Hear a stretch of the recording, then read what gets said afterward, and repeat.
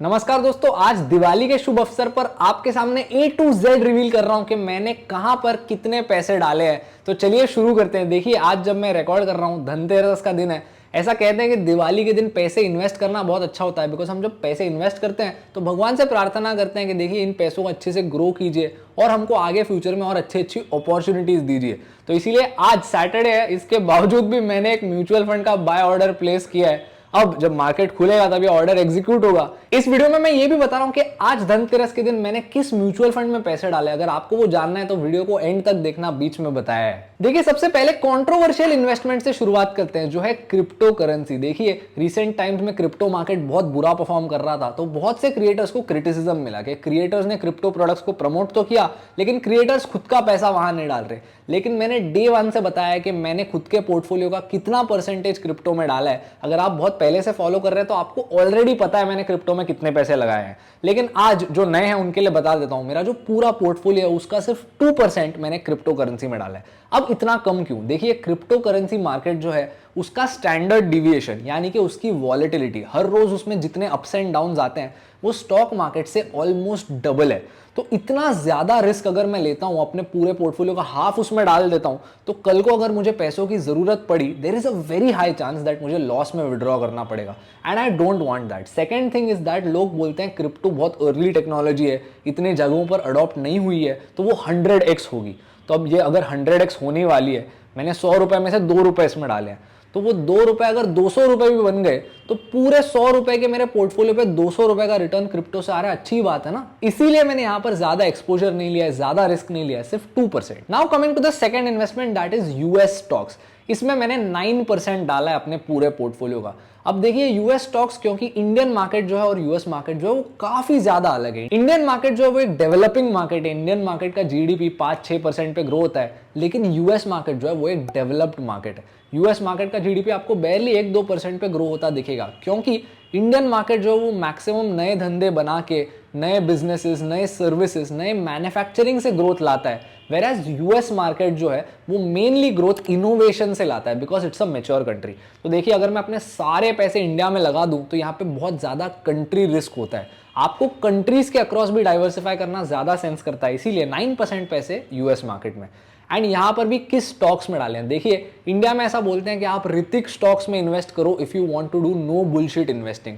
Hrithik stocks मतलब established company जैसे HDFC bank, Kotak Mahindra bank and so on. तो यूएस में भी काफी tried and tested established companies है, जैसे एप्पल, अमेजॉन, ऐसे कुछ बड़ी कंपनीज में ही मैंने अपने पैसे डाले हैं, that too just 9% of my portfolio. Now coming to the third and the second largest investment in my whole portfolio, that is Indian stocks. देखिए, इंडियन स्टॉक्स में मैंने 27% डाला है मेरे पूरे पोर्टफोलियो का। इंडियन स्टॉक्स, क्योंकि obviously I am bullish on India. I feel like आगे के 10 सालों में इंडियन कंपनीज जो ग्रोथ प्रॉमिस कर रही हैं वो पूरी दुनिया में किसी कंट्री की कंपनीज नहीं दिखा सकती। इसी की वजह से इंडियन कंपनीज का फ्यूचर बहुत ब्राइट होगा। एंड स्पेसिफिकली जो मेरा स्टॉक पोर्टफोलियो है, जहां पे मैंने मतलब मैन्युअली ब्रोकर के ऐप से स्टॉक्स खरीदे इंडिविजुअली जाके, वो मेनली स्मॉल और मिड कैप स्टॉक्स है। ये क्योंकि स्मॉल और मीडियम साइज की जो कंपनीज होती है वहां पे ग्रोथ पोटेंशियल ज्यादा होता है। देखिए, अगर मैं आपसे कहूं कि 1000 करोड़ की कंपनी 1 लाख करोड़ की बनेगी एंड 1 लाख करोड़ की कंपनी 10 लाख करोड़ की बनेगी, तो आप मुझे बताइए कौन सा सिनेरियो होना ज्यादा लाइकली है? ऑब्वियसली सिनेरियो नंबर 1, क्योंकि जो दूसरी कंपनी है 1 लाख करोड़ की, उसने ऑलरेडी काफी मार्केट शेयर अक्वायर कर रखा है। वेराज फर्स्ट कंपनी यंग कंपनी है, ग्रोथ ज्यादा फास्ट होगी। लेकिन आप एक और चीज बोलोगे कि पहली कंपनी में रिस्क बहुत ज्यादा है। ऑब्वियसली यही चीज होती है स्मॉल कैप और मिड कैप की, यहाँ पे ग्रोथ पोटेंशियल ज्यादा होता है, रिस्क भी ज्यादा होता है। इसीलिए सिर्फ 27% पूरे पोर्टफोलियो का स्मॉल और मिड कैप में, प्लस मैं थोड़ा यंग भी हूं तो मैं वो रिस्क और ज्यादा ले सकता हूं, लॉन्ग टर्म के लिए अपना पोर्टफोलियो वहीं पे रख सकता हूं। इसीलिए ये हो गया मेरा स्टॉक्स का exposure. And now coming to the largest part of my portfolio, that is mutual funds. मेरे पूरे पोर्टफोलियो का 62% सिर्फ म्यूचुअल फंड्स में। अब ये पूरा जो 62% है, इसका भी मैं आपको ब्रेकडाउन दे देता हूं।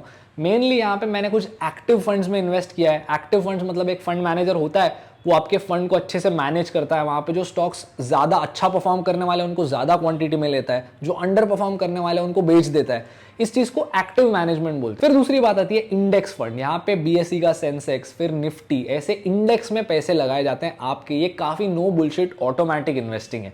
यहाँ पे इंडिया के टॉप 30, टॉप 50 कंपनीज में आपके पैसे लगाए जा रहे हैं एंड आप इनके बारे में भूल सकते हो। And then coming to the third thing, यहाँ पे मेरे पैसे इवनली डिवाइडेड है between short term funds, corporate bond funds and liquid funds.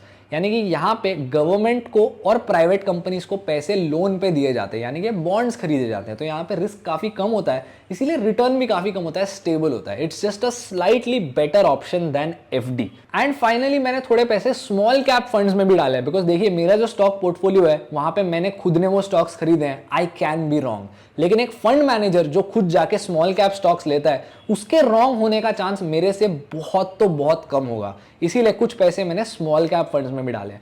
अब देखिए यहाँ पे जो सारे इक्विटी रिलेटेड म्यूचुअल फंड्स है जो स्टॉक मार्केट में पैसे लगाते हैं, और जो सारे डेट म्यूचुअल फंड्स है जो सेफ एसेट्स में पैसे डालते हैं, अगर इसमें हम डिफरेंस देखें तो 77% मेरा रिस्की एसेट्स में है एंड 23% मेरा लेस रिस्क वाले एसेट्स में। तो दोस्तों एज प्रॉमिस्ड आज धनतेरस के दिन मैंने कौन सी इन्वेस्टमेंट की वो भी आपको बताता हूं। मैंने एक स्मॉल कैप फंड में कुछ और पैसे लगाए, because obviously small cap growth वो पूरी स्टोरी मैंने आपको बता दी है। I still believe that small cap funds में बहुत अच्छा फ्यूचर है अगर आप 10 साल के लिए एटलीस्ट उसको होल्ड करने की कमिटमेंट दे सकते हैं। तो ऑब्वियसली दिवाली के दिन हम एक लॉन्ग टर्म इन्वेस्टमेंट ही करते हैं, इसीलिए आज के दिन मैंने स्मॉल कैप फंड में इन्वेस्ट किया। अब एक और बात नोट कीजिए कि ये एक रेकमेंडेशन नहीं है। आप और मैं बहुत अलग लोग हो सकते हैं, हमारी कंडीशंस अलग हो सकती है, हमारा एज अलग हो सकता है। इसी की वजह से जो चीज़ मेरे लिए इस पॉइंट पे सही है वो शायद आपके लिए इस पॉइंट पे बहुत गलत या और भी ज़्यादा सही हो सकती है। तो इसीलिए कहीं भी इन्वेस्ट करने से पहले अपनी रिसर्च खुद करना, जस्ट बिकॉज मैंने वहां पैसे इन्वेस्ट किए